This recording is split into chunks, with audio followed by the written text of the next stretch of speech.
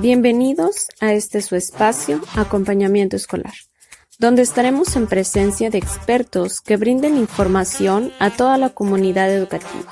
Mi nombre es Ivette Perón Palacios y yo soy Acompañamiento Escolar. Iniciamos.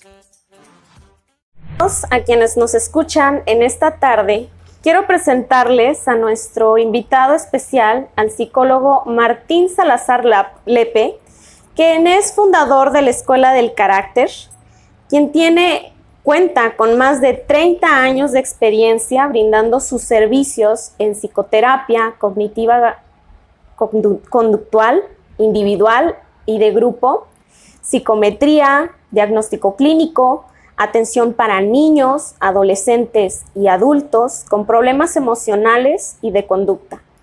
También da asesorías a padres en paternidad positiva y da servicios complementarios como son cursos y talleres. Desarrolló el taller Mi Verano para niños y adolescentes y psicología grupal. En este espacio tendremos el tema de problemas de conducta y niñez en la escuela. Bienvenido, Martín, ¿cómo estás? ¿Qué tal? Muy bien. Muy bien. Pues bueno, vamos a estar hablando en la etapa niñez. ¿A qué le llamamos problema de conducta? Bueno, si hacemos una definición sobre ese tipo de...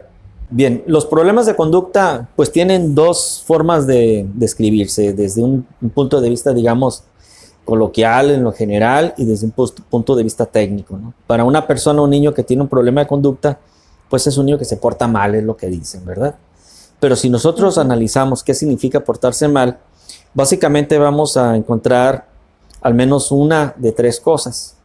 Por ejemplo, una, que el niño no obedece, es un niño que se le da una instrucción y no la cumple.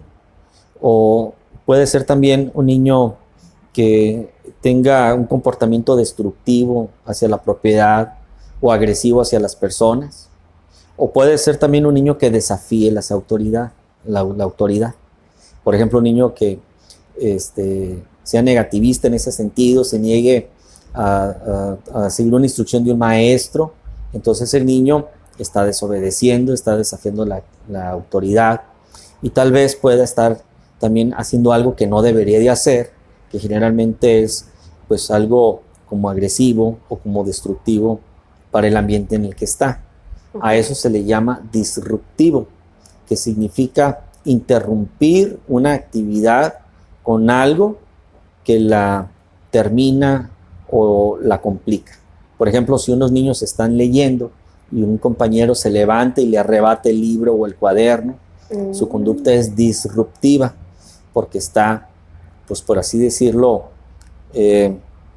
destruyendo la dinámica que estaba ocurriendo. Y es al mismo tiempo una agresión hacia sus coetáneos, a sus compañeros, a sus pues miembros de su grupo. Es un desafío al maestro y al mismo tiempo es una desobediencia a una instrucción de que hay que trabajar o hay que guardar silencio. Hay que estar leyendo, ¿no? En el caso, en el ejemplo. Entonces, un problema de conducta, visto desde esta perspectiva más técnica, es cuando un niño no obedece, cuando un niño agrede o destruye y cuando el niño desafía a la autoridad. Los niños que son desobedientes, vamos a llamarlos crónicos, se dice que son negativistas, ¿verdad? Sí. A todos se oponen, no quieren hacer las cosas. También cuando desafían a la autoridad son negativistas, pero en este caso retan o cuestionan a las autoridades. Y bueno, además pues es otro aspecto de dañar o agredir a los demás. Hay otros asuntos, pero ahorita nos vamos a concentrar principalmente en esas tres cosas. Entonces, un problema de conducta es cuando un niño es desobediente, cuando es agresivo o destructivo, o cuando desafía a las figuras de autoridad. Muy bien. ¿Y la diferencia entre trastorno de conducta y problema de conducta, cuál sería? Bueno, un trastorno de conducta, por supuesto que incluye problemas de conducta. La diferencia es que un trastorno es una categoría diagnóstica y que además requiere cumplirse una serie de criterios para que se pueda considerar como que existe.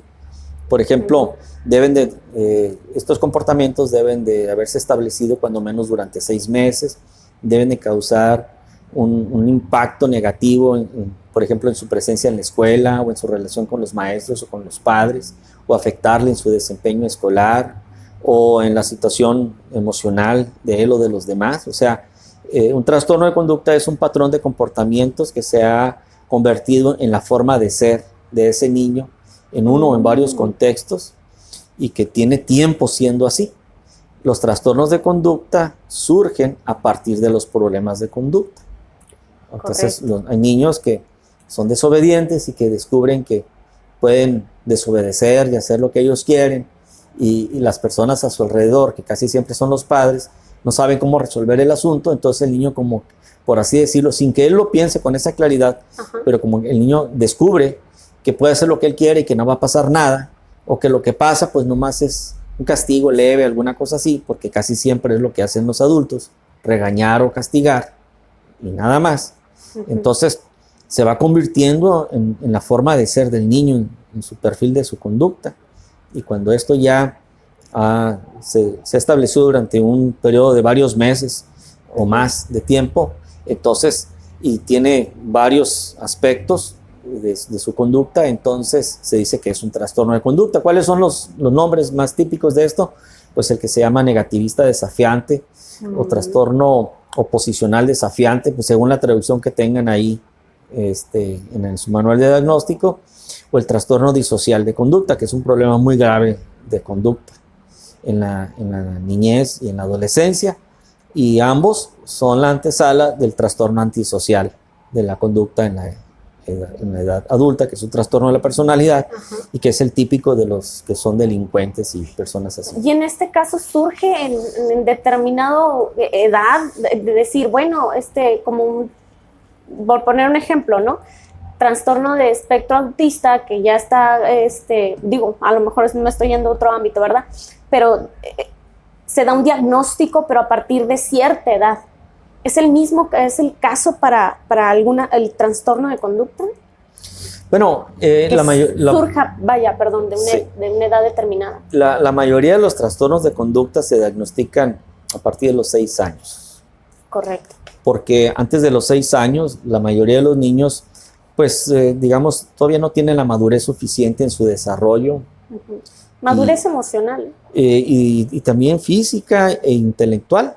Okay. ¿No? Por ejemplo, pues hay cosas que uno le puede decir a un niño de 5 años y el niño no las va a entender, ¿no? Entonces, por ejemplo, a un niño de 5 años, si le vamos a dar una instrucción, esta tiene que ser muy clara y muy precisa para que el niño entienda lo que debe de hacer, y un niño de 10 años puede entender una insinuación como una instrucción.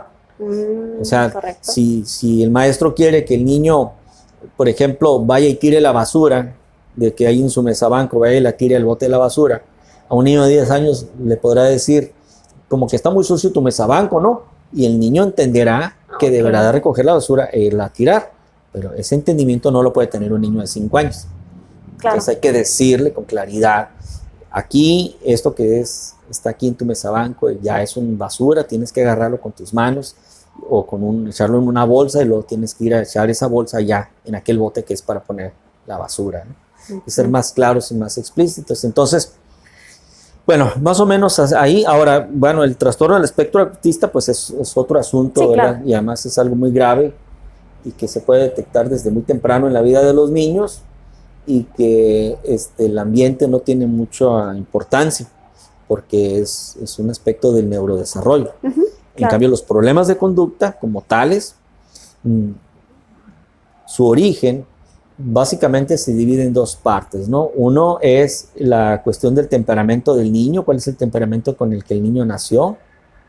En un principio ese es el factor principal, y a partir de ahí y hacia adelante en su vida es la interacción con las otras personas y la forma en la que las otras personas administran, digamos, la atención al niño según cómo se comporte. Correcto. Muy bien. La importancia de tener un buen comportamiento. Pues si los niños, si hablamos de comportamiento en el sentido de obedecer, de respetar Seguir instrucciones. Seguir instrucciones, de resolver de otra forma los conflictos en vez de agredir o de respetar la propiedad de los demás, etcétera. Pues lo que le va a permitir al niño es integrarse socialmente, por ejemplo. Le va a permitir pues poder aprender todo aquello que debe de aprender para poder desempeñarse de una manera saludable en su vida. Entonces, estas reglas, vamos a llamarlas así, del comportamiento, le van a permitir al niño tener acceso a muchas cosas. Los niños que tienen problemas de comportamiento, pues no tienen acceso a muchas cosas, porque entonces no pueden encajar. ¿Se podría decir que no tienen límites ellos mismos? Bueno, los límites es un concepto un poco confuso en muchos aspectos, ¿no? Pero básicamente se refiere a lo que sí se debe o sí se puede o no se puede hacer. Entonces, los niños no construyen ellos mismos una noción de los límites. Por eso le decía hace rato, es una relación con las demás personas lo que define los problemas de conducta. Los demás, los adultos, pues, son los encargados de definir cuáles son los límites para que el niño aprenda qué es lo que sí, qué es lo que no debe de hacer. Y cada vez que cumpla con esos límites, con esas reglas, el niño entonces, pues, pueda sentirse o ser aceptado o reciba un reconocimiento, etcétera. Y entonces el niño aprenda y que actuando de esa manera es como le va mejor, porque actuando de otra manera, pues no le va tan bien. Correcto. Por eso es importante portarse bien, por así decirlo. Bueno, eso todo el mundo lo sabe, ¿no? Sí, claro. O sea, es como hacemos algo bien y nos dan una recompensa, ¿no? Bueno, ahí también obviamente esto que estamos hablando tiene que ver con los modelos del análisis de la conducta. Conductistas le llaman la gente. Conductistas, ¿no? Sí. Y en realidad el modelo conductual nunca ha propuesto una recompensa. Lo que ha propuesto es un reforzamiento de la conducta. Correcto. La recompensa es como un premio. El reforzamiento es una consecuencia que va a ser más probable que se vuelva a repetir esa misma conducta, y si se establece durante un periodo de tiempo esa relación, se va a convertir pues en un hábito. ¿Sí? Pero una visión muy simplista de este asunto es que todo es por medio de recompensas, pues, ¿no? Y eso es lo que la gente termina diciendo. No, pues es que le tienes que dar un premio siempre al niño, ¿no? Y eso no funciona. Y estoy de acuerdo con eso. No funciona, porque no es dar premios, es reforzar. Y hay muchas formas de reforzar positiva o negativamente un comportamiento. De hecho, muchos de los problemas de conducta se consolidan como parte de la dinámica en la interacción, por ejemplo, entre los padres y los hijos, por medio de algo que se llama reforzamiento negativo, y se convierte en algo que se llama coerción. Y en eso es un reforzamiento y se convierte en una conducta muy sólida y muy difícil de modificar. Y ahí no hay ninguna recompensa presente como la gente lo interpreta, pero hay un proceso de reforzamiento muy sólido que genera una estabilidad enorme en esas conductas inadecuadas, ¿no? Y hasta los mismos maestros de repente también están, si no haces determinada actividad, no vas a sacar el 10, ¿no? De repente a veces se ha dado, o me ha tocado escuchar, no vas a tener el 10 porque no entregaste, es como una recompensa, ¿no? No, la recompensa, como la gente lo platica, es darle un premio a un niño porque hizo algo, ¿no? Okay. Pero decirle que no le vamos a dar la recompensa si no hace aquello, pues más bien es una amenaza. Una amenaza. ¿No? O una advertencia, dirían algunas personas. Pero en realidad no tiene ningún efecto. Las consecuencias son las que tienen un efecto, no las advertencias. Las advertencias lo único que le indican al niño es qué es lo que va a pasar si hace o no hace las cosas. Pero no tienen un efecto directo así como para aumentar que eso se ocurra más veces o ocurra de una mejor forma. Okay. O sea, principalmente el asunto aquí, en mi opinión, es que todo este aspecto de la teoría conductual, que en realidad es la más sólida de todas las teorías que hay, y es la teoría más desarrollada en la psicología, en el mundo actual. Lo que pasa pues es que, pues quién sabe, ¿no? ¿Qué ha pasado en las escuelas? Que se quedaron, primeramente, enseñando como lo que se hacía al principio, y muchas veces esas materias las dan personas que ni creen en eso, pues, ¿no? Entonces los alumnos se quedan como una idea de que no funciona, o de que eso ya es pasado, Ajá. o de que ya no se usa, o de que cosas por el estilo, pero no es cierto. La teoría conductual es la más sólida que hay en la psicología, y el problema pues es que acá en México esa información tal vez no llegue, pues no, pero si nosotros revisáramos, por ejemplo, los posgrados en las universidades estadounidenses, pues todas las universidades de buen nivel tienen un posgrado relacionado con el área, ¿no? Muy bien. ¿En qué momento mandar con un especialista en caso de ser necesario? Bueno, básicamente, obviamente, si el niño tiene un comportamiento que es destructivo o es agresivo a los demás niños o a otras personas, significa que los padres han perdido la autoridad. Y hablamos de autoridad en el sentido de que pues ellos no saben lo que están haciendo, en vez de resolver, está acrecentando el problema. Igualmente en un salón de clases, ¿no? Hay maestros que se salen del salón porque no saben qué hacer con ciertos niños. Aquí hay que primero identificar de manera general el tipo de problema. Hay problemas de conducta y hay problemas, por ejemplo, del neurodesarrollo, como lo es el TDAH, el trastorno de déficit de atención con o sin hiperactividad. Estos niños tienen un patrón de comportamiento muy particular, que es relativamente fácil de identificar, bueno, si sabe uno cuáles son los aspectos, ¿verdad? Sí. Y estos niños, conjuntamente con el comportamiento típico del niño TDAH, desarrollan, se le llama de manera comórbida, es una comorbilidad, o sea, es un trastorno que crece junto con ese o a partir de ese original, que es el TDAH, desarrollan problemas de conducta o trastornos de conducta. Entonces, básicamente, esa es una de las primeras distinciones que hay que hacer. Por ejemplo, niños que tienen un problema emocional, por ejemplo, son muy ansiosos o tal vez están deprimidos. Por ejemplo, la depresión en los niños no se manifiesta con una tristeza así dramática como le ocurre a los adultos. En los niños se ven cabizbajos y que se ven... Es ira. El niño se enoja, tiene explosiones de su carácter, hace unos berrinchotes, se pone de muy mal humor, como que se sale de sí. Entonces, y cuando revisamos el caso, pues generalmente hay circunstancias de su ambiente que el niño no puede manejar emocionalmente. Por ejemplo, puede ser pues la pérdida de algo importante para el niño, ya sea que haya fallecido un ser querido, o su mascota, o se cambiaron de casa, se perdió su mascota, no sé, se divorciaron sus padres. Son situaciones que afectan al niño emocionalmente y que le afectan en su estado de ánimo. El niño no puede pues manejar de una manera apropiada, entonces se manifiesta con una explosión de conducta, ¿no?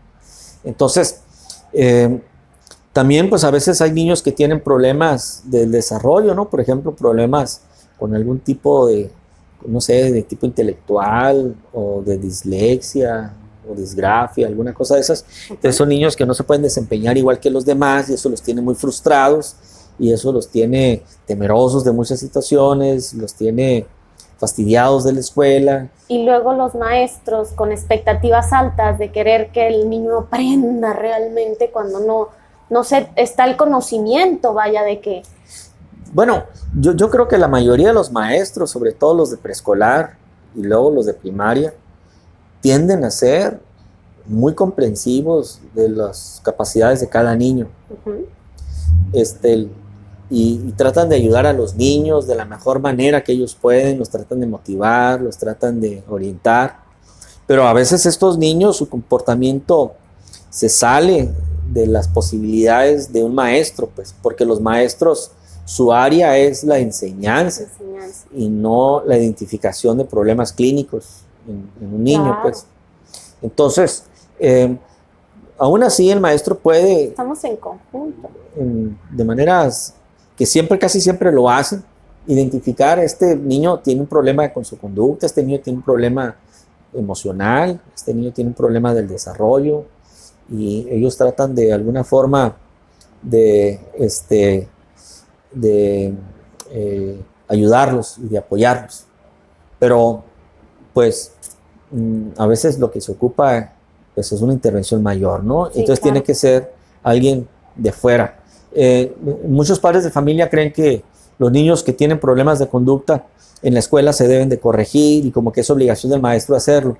Y en realidad, antes los maestros tradicionales, vamos a decirlo así, que asumían ese rol paternalista de los niños, así como en las películas de Cantinflas y todo eso, eso en realidad era como un exceso de responsabilidad del maestro, pues, ¿no?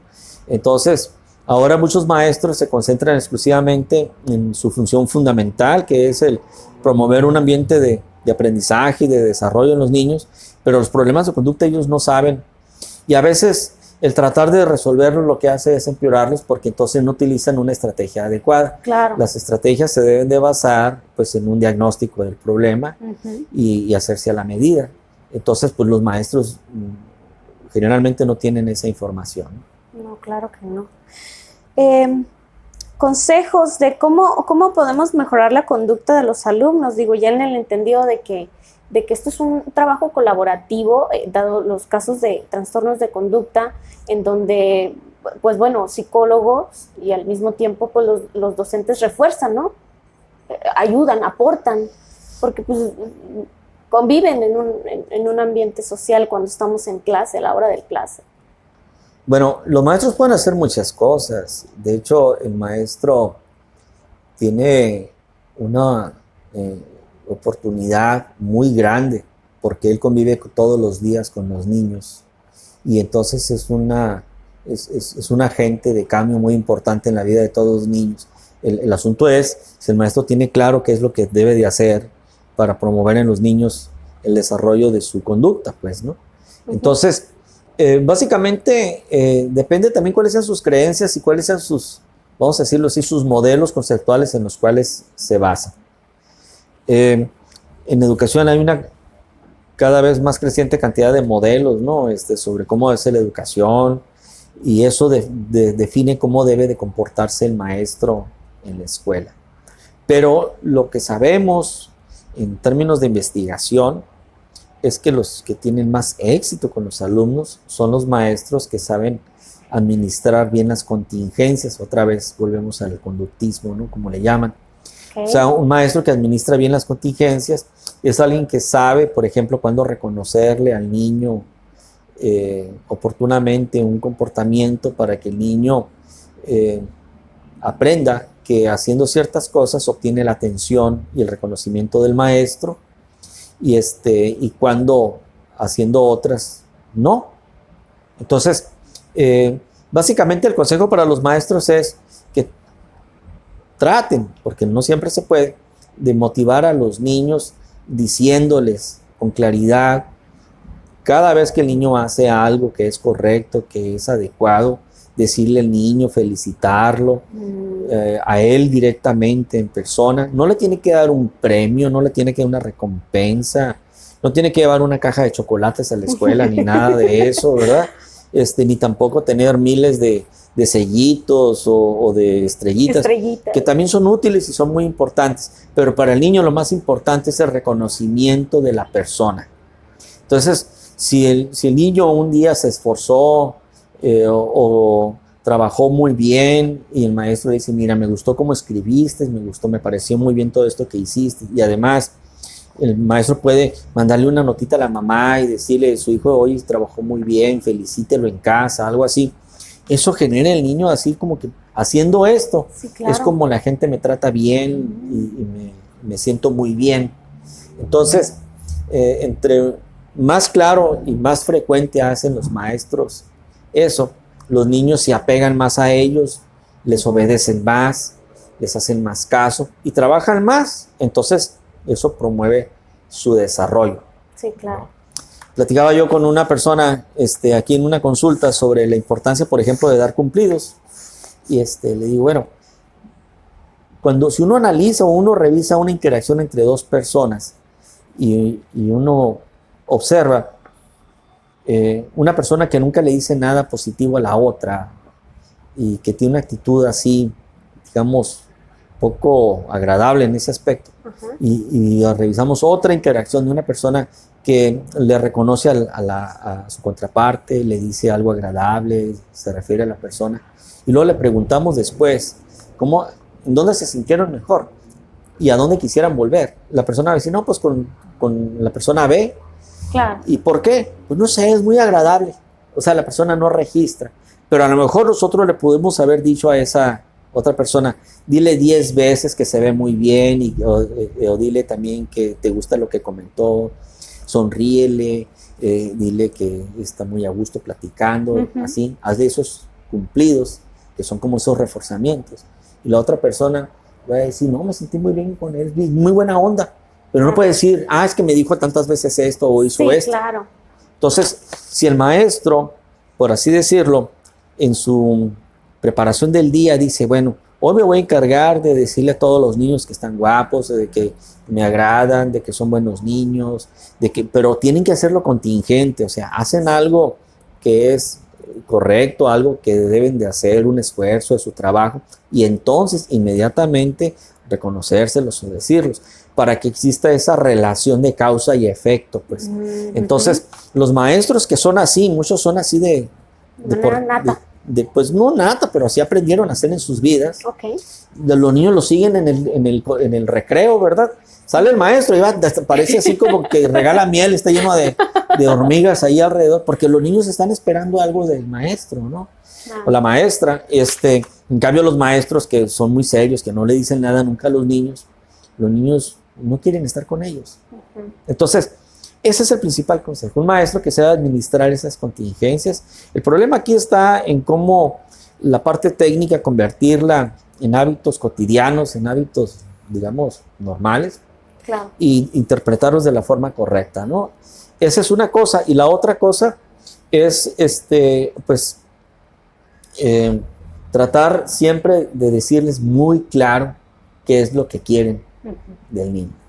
Darles instrucciones lo más claro posible y cada vez que se cumpla, decirle al niño que cumplió con lo que se le indicó por el momento. Muy bien. Pues muchísimas gracias, nos vamos enriquecidos con tu conocimiento, Martín. Pues bueno, esperemos tenerte próximamente con otros temas y pues muchísimas gracias. De nada, pues aquí estamos, cualquier cosa ya saben. Adiós. Gracias por escucharnos, esto fue Acompañamiento Escolar. Síganme en mis redes sociales y nos estaremos viendo semana a semana. Adiós.